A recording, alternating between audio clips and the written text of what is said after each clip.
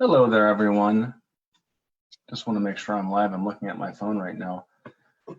If you are joining us today, you've joined us for Shabbat Storytime Volume 5. My name is Kevin Friduss. I am the Marketing and Communications Manager at Camp Young Judea Midwest. And I just want to wait a quick second before I get started.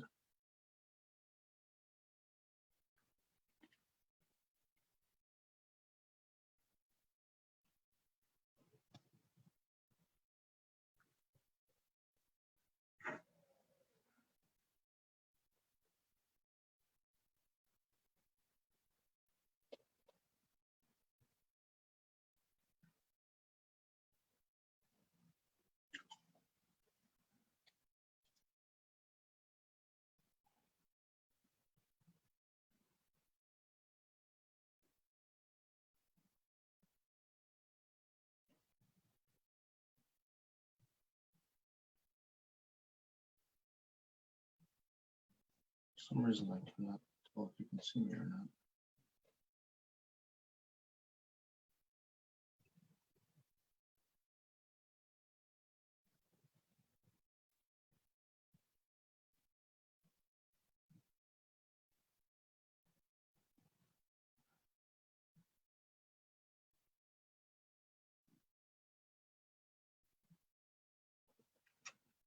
Just waiting a quick second. I can't tell if I'm actually live or not. I don't know if someone can text me or not because I have no idea.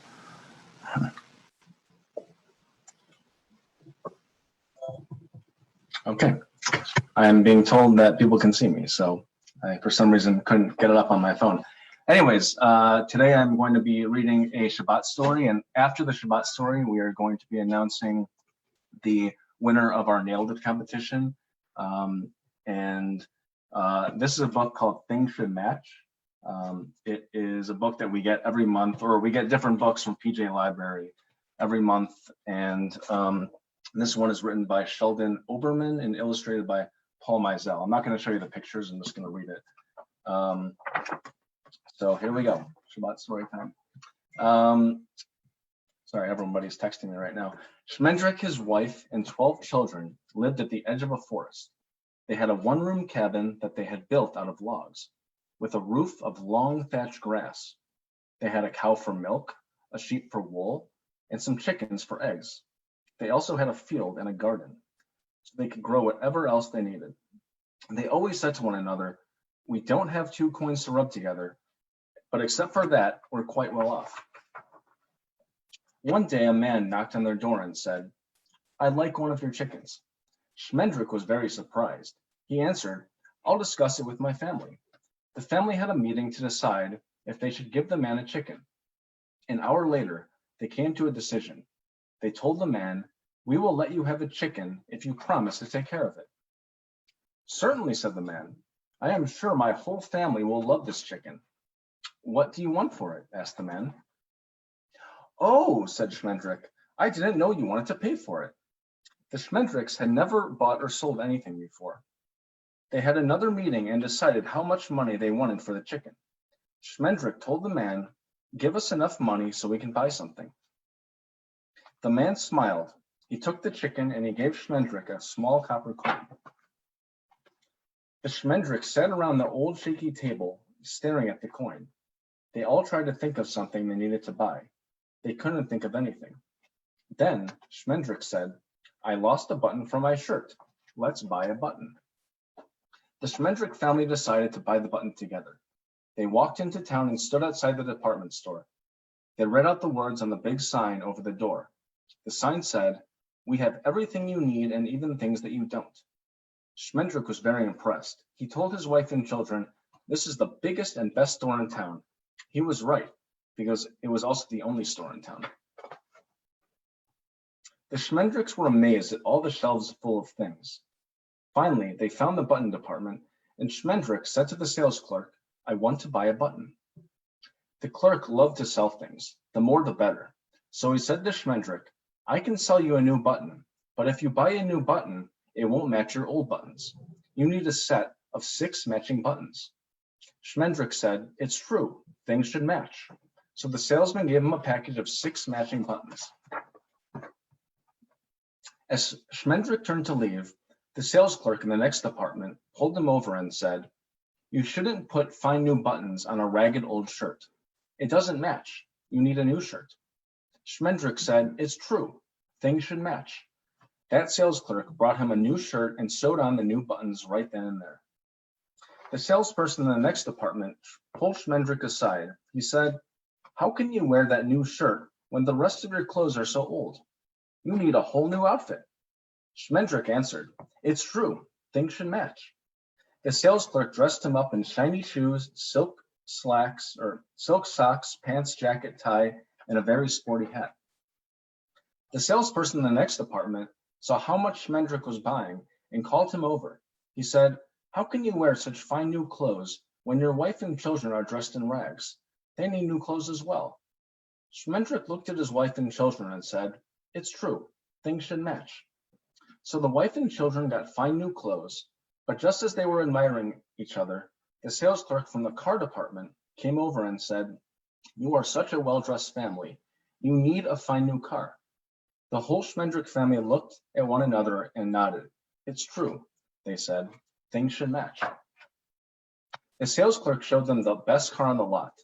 Everyone in the family was delighted. They bounced on the seats, pushed the buttons, honked the horn, and rolled the windows up and down as if it were the first time they had ever been in a car. And in fact, it was. Another clerk dragged them out of the car and said, "You have fine new clothes and a fine new car. You need a fine new house." The Schmendricks thought about their shabby old cabin and said, "It's true.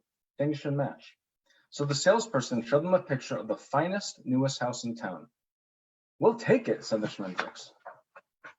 Before they knew it, they were surrounded by sales clerks from every department who showed them furniture, drapes, carpets, appliances, paintings for the walls, and so much more for their fine new house. Naturally, the Schmendricks agreed that they had to have it all. After all, they said, things should match. Finally, the day was ending. The department store was closing. The Schmendricks headed toward the door with so many boxes and packages and crates that everyone in the store had to help carry it all. Just as they were leaving, the manager put his hand on Schmendrick's shoulder and whispered, "There's just one more thing." "Another thing?" said Schmendrick. "We can't imagine one more thing that we can need." "It's not what you need," said the manager with a polite smile. "It's what we need.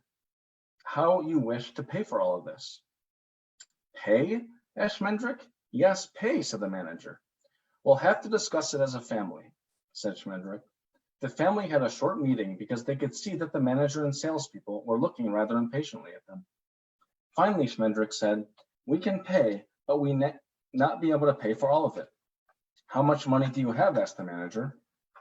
Schmendrick showed the manager the small copper coin. "Oh," said the manager. "Oh," said the salespeople.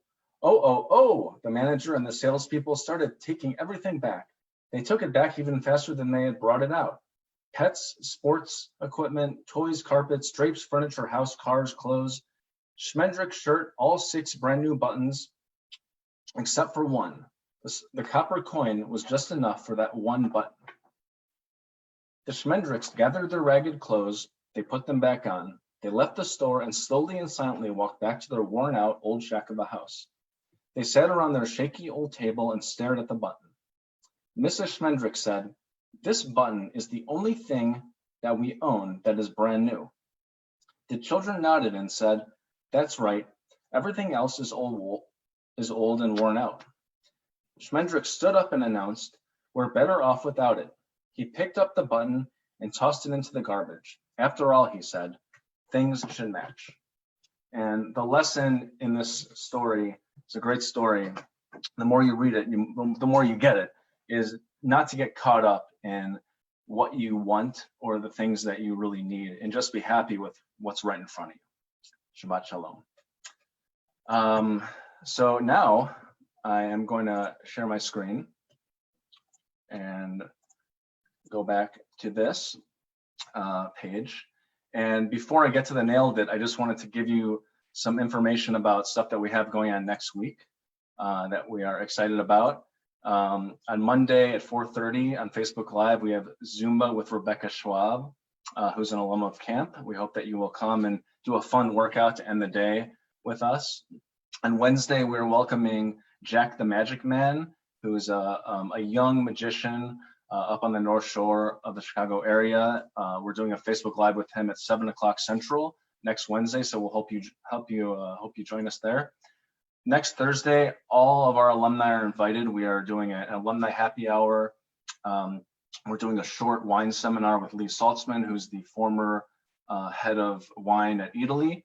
And she's going to do a short seminar, and we're going to be able to talk to, you'll be able to come on and break out and talk to people from all the different decades of CYJ.